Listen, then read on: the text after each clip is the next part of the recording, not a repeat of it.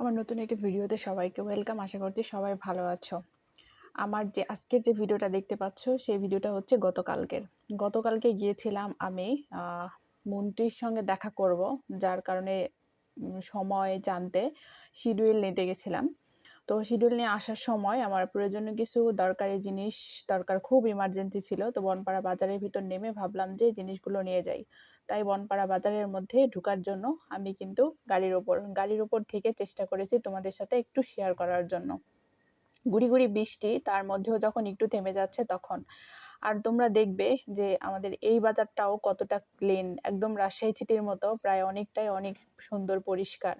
দেখলে মনে হবে না যে সকাল সন্ধ্যা কি সুন্দর করে গুছিয়ে রাখে আর পরিষ্কার করে। আর পুরো বাজারটার মধ্যে এর আগেও তোমাদেরকে অনেক ভিডিও দিয়েছি বনপাড়া বাজারে, দেখেছো যে অনেক সুন্দর। এই জায়গাটা হচ্ছে পৌরসভার সামনে। আমি তোমাদেরকে উপজেলার সামনে থেকে ধরেছি, পৌরসভার সামনে দিয়ে ক্রস করে আমি বাজারের মধ্যে আসতেছি। আমি কিন্তু মেন বাজারে চলে আসছি।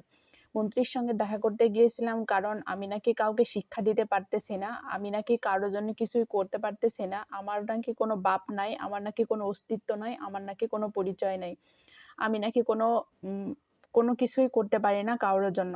তো ভাবছি যে এবার যখন কিছু কারো উদ্দেশ্য করতে লেগেছি তখন সেইভাবেই করতে হবে। তো আসলে ক্ষমতা হচ্ছে সৃষ্টিকর্তা প্রদত্ত, সব জায়গায় সব মানুষের সঙ্গে ক্ষমতা দেখাতে হয় না।